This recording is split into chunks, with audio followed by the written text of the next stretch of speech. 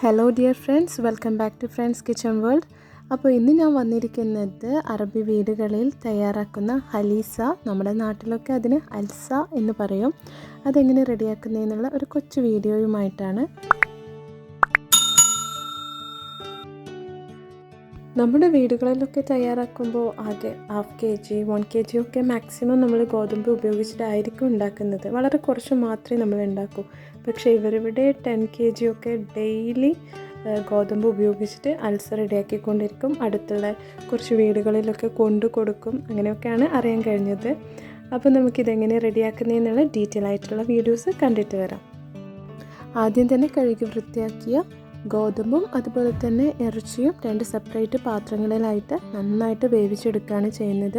ആ ഒരു സമയത്ത് ഇവർ സോൾട്ട് ഉപയോഗിക്കുന്നില്ല കേട്ടോ. ഈ വേവിച്ചെടുക്കുന്ന സമയത്ത് ഒരുപാട് ടൈം എടുത്തിട്ടാണ് ഇത് റെഡിയാക്കി എടുക്കുന്നത്.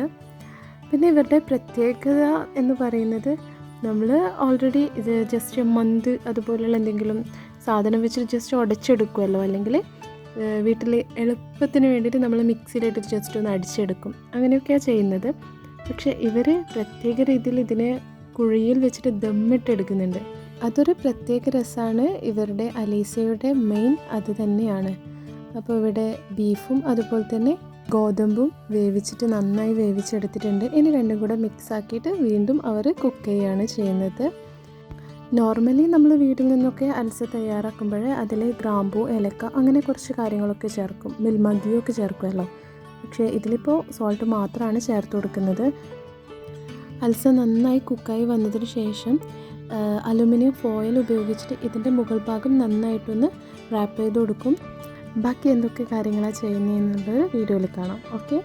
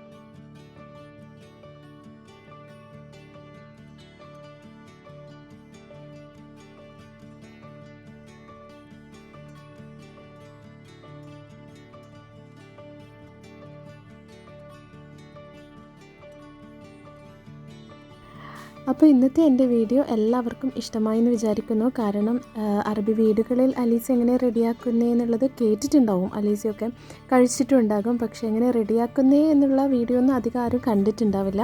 അപ്പോൾ ഇങ്ങനെയൊരു വീഡിയോ നിങ്ങളുടെ മുമ്പിൽ എത്തിക്കാൻ പറ്റിയതിൽ എനിക്ക് ഒരുപാട് സന്തോഷം തോന്നും. അപ്പോൾ ഇൻഷാ അല്ലാഹ് മറ്റൊരു വ്യത്യസ്തമായ വീഡിയോയുമായി ഞാൻ വീണ്ടും വരുന്നതായിരിക്കും. എൻ്റെ ചാനൽ ആദ്യമായി കാണുന്നവരൊക്കെ ആണെങ്കിൽ തീർച്ചയായും സബ്സ്ക്രൈബ് ചെയ്യാൻ മറക്കരുത് കേട്ടോ. വീഡിയോയുടെ അഭിപ്രായങ്ങളൊക്കെ നിങ്ങൾക്ക് തീർച്ചയായും കമൻ്റായിട്ട് അറിയിക്കാവുന്നതാണ്.